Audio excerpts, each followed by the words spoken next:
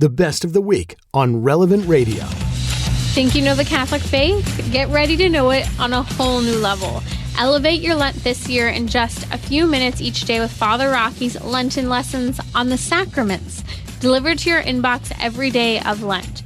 From baptism to the anointing of the sick, you'll learn all about these outward signs instituted by Christ to give grace. It's free. Sign up today for Lenten lessons on the sacraments at relevantradio.com/Lent. That's relevantradio.com/Lent. I was not looking forward to a really important topic being addressed by President Donald Trump, and he's done so via an executive order. President Trump signed an executive order to increase research and accessibility on in vitro fertilization.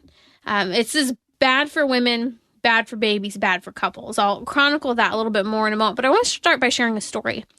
Last year, a couple of Catholic friends came over to our house for dinner, and they had faced nearly a decade into their marriage infertility. They hadn't been able to conceive. And a topic that kind of just came up naturally as we were talking about different church teaching and just having fun discussing what the church teaches and disagreements about it today. And all of a sudden, that one weak point in their, I would say, commitment to the church teaching came up, and that came up on fertility. And this was because it was deeply personal. They were questioning the church's teaching on third-party reproductive technology, like artificial insemination, GIFT, and IVF. I sat there because most of my friends today have faced a heartbreaking and long journey to try and have children. And this couple in particular, through different medical interventions that were respectful to body, more so trying to help the woman navigate what was happening with her body, they were trying so hard, and they were starting to rail against the church's teaching, saying the church is wrong on this. And as they were starting to say that they knew better than God, and they were looking at and admiring the technology and medicine today, they decided to still respect God's plan for human life, that creating new human life still belongs within the context of the marital act. Even though they were disagreeing with the church's teaching and they admired the science and medical advancements of third-party reproductive technology, such as artificial insemination, GIFT, IVF, all of that, they chose to follow God's plan. A few short months later, after 10 years of not being able to conceive, they conceived a baby, and they're having that baby who is due next month. I was thinking of their story as I was reading President Trump's executive order on expanding access to in vitro fertilization. You see, some of the things he said is that President Trump seeks to aggressively reduce out-of-pocket and health plan costs for such treatments. He emphasized the need for more babies and to support families.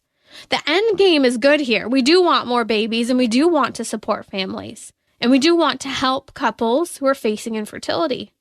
But this process is detrimental for babies, mom, and marriages, husband and wife.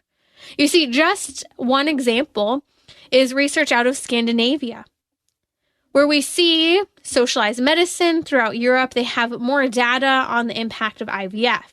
For example, we know there's a very high divorce rate based on some of that research.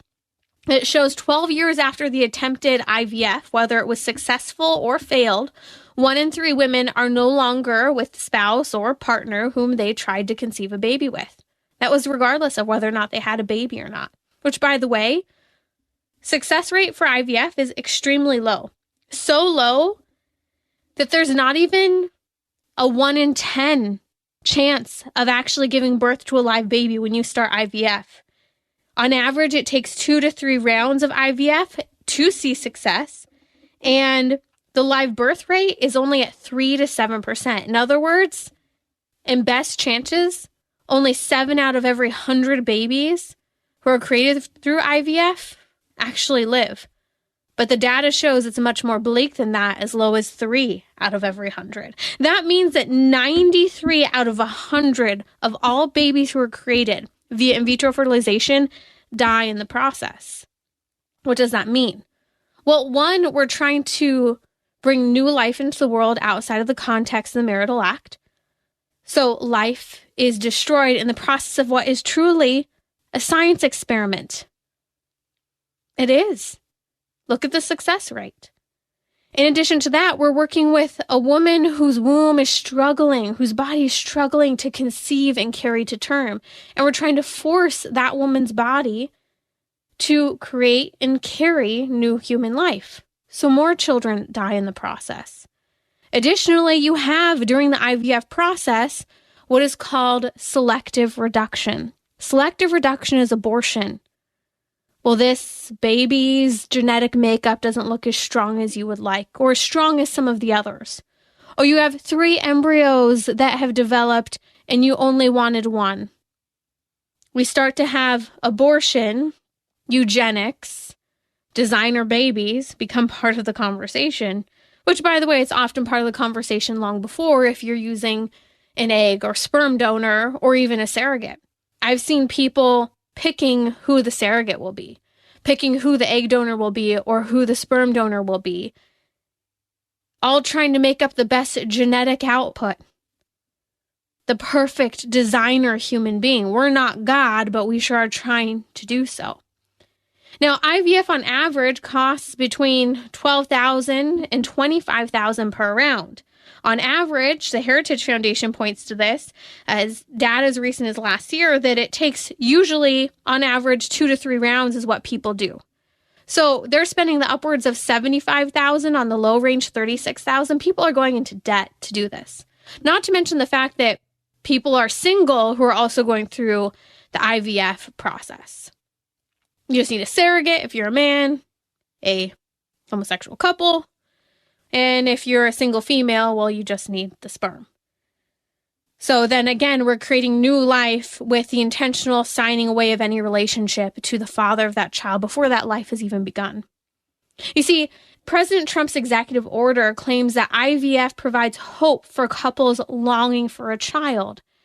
That's not true, and I hope and pray, and I hope you'll join me in praying that as this executive order, he's looking for within 90 days, those in his administration tasked with this, to give him recommendations, policy recommendations for IVF. I hope and pray, and I hope you will as well over these next 90 days, for President Trump and those advising him, and maybe you know someone who is, that they would learn about the high failure rate, that 93% of those babies die or are frozen, and that at most, at best, maybe 7 in 100 of those babies come to a live birth. That 1 in 3 couples are no longer with the spouse or partner they tried the IVF process with just a handful of years down the road. You see, supporting IVF is not pro-family or pro-woman. Real support for women who are struggling with infertility is looking at restorative reproductive technology such as NAPR technology. For many women, they need a little progesterone before getting pregnant and during to sustain a pregnancy. For some, they're deficient in iron and D. They need their thyroid managed. They need to detox from heavy metals, improve sperm and egg quality, clear out the fallopian tubes of scar tissue, sometimes from STDs, remove endometrial tissue caused by endometriosis. Those are real resources. And when the end of the road comes and it's not an option, God does miracles, but also we have to be real with women's bodies and not give false hope. And this is why I love NAPRO technology, and we're linking it in the show notes because it helps address women right where they're at while respecting life. You can join me and listen on the Relevant Radio app to Trending with Timmerie live each weekday at 6 p.m. Central. Thanks for listening.